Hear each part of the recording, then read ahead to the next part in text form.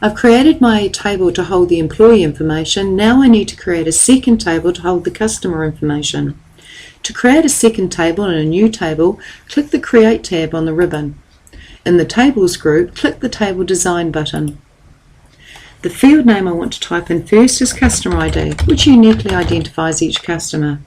And I want to set its data type to text and enter the description, type a 5-character code. The second field I'd like is Title Courtesy. Again, no spaces and no S's. This is also a text field, and I want them to enter Mr., Miss, Ms., etc.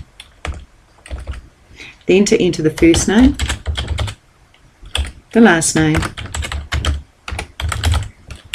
company name, and the other fields I'd like in this table.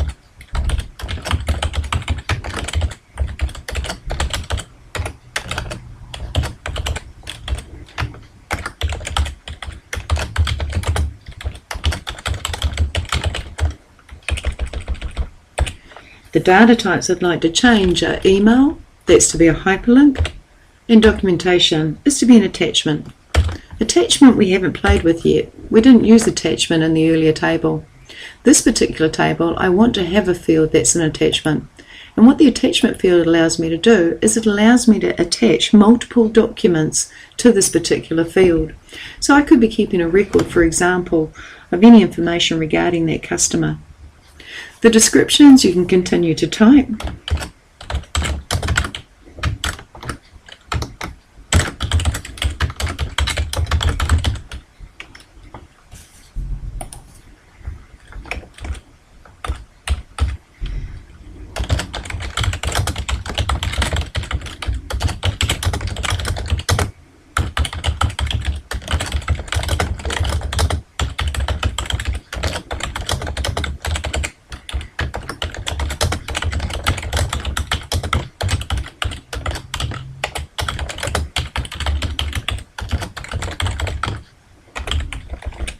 Alright, so those are my field names, those are my data types, and those are my descriptions. Now I want to look at the field properties for each field. Customer ID, for example, I want to ensure that the field size is set to 5, so they can't enter more than 5 characters. I also want to ensure that the customer ID always appears in uppercase, so I'll type a greater than for the format property. And the input mask, I want to ensure that they enter 5 letters, so that's 5 capital L's.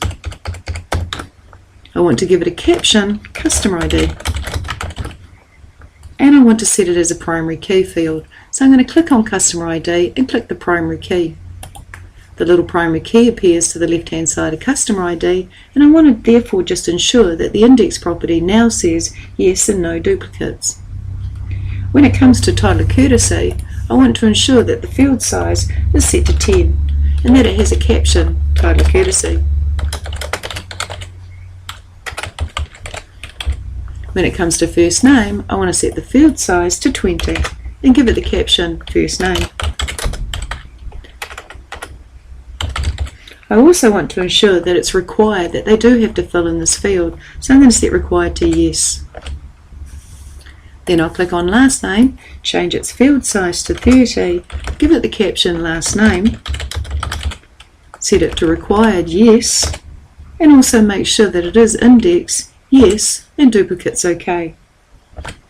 When it comes to company name, I want to set the field size to 40 and make sure it's required.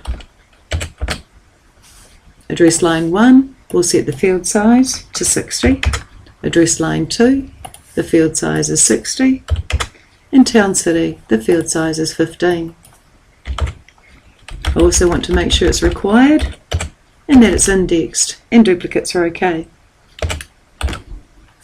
When it comes to phone, I'd like to put in a field size of 12 and an input mask that ensures that they enter the phone number with 9 digits. And I want to make it that it's required.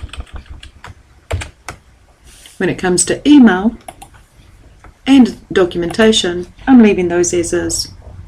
I'd like to save this table, so I hit the Save button on the Quick Access toolbar, and I'm going to give the table the name TBL, short for table, and call it TBL Customer. And OK. And so then if I close my table, I can see I have 2 objects in my database now, and if I double click TBL Customer, I've created a table to store the customer information, and I can close it.